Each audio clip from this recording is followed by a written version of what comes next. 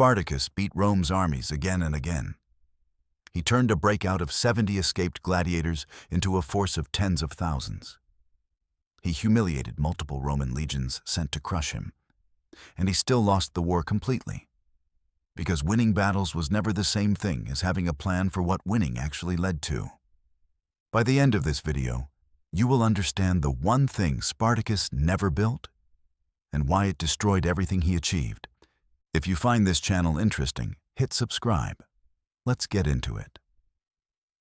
In 73 BC, Spartacus escaped a gladiator school in Capua with around 70 other men and fled to the slopes of Mount Vesuvius. What started as a prison break turned into the largest slave revolt Rome ever faced. Spartacus was a brilliant tactician. He ambushed Roman forces sent to contain him, defeated multiple armies in open battle, and at his peak commanded a force some historians estimate at over 100,000 people. And yet, at almost every turning point, Spartacus and his commanders disagreed about what they were actually trying to accomplish. Some wanted to escape Italy entirely and disperse to freedom.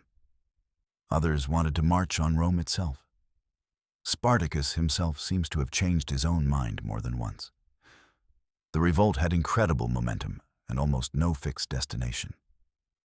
Here is the rule and how you actually use it. Momentum without a destination eventually runs out, and when it does, it collapses all at once instead of slowing down gradually.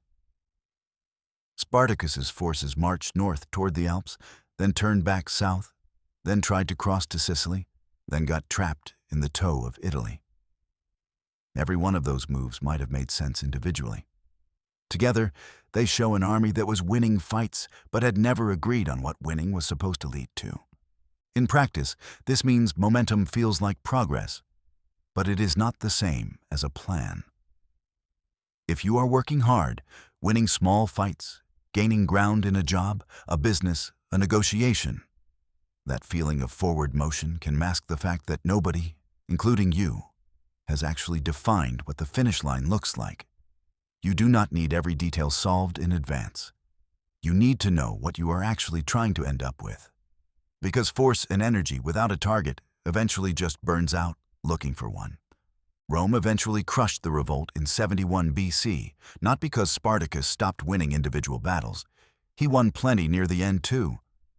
But because Rome had unlimited resources to keep sending armies and Spartacus's side had no destination that would let them stop fighting and start living.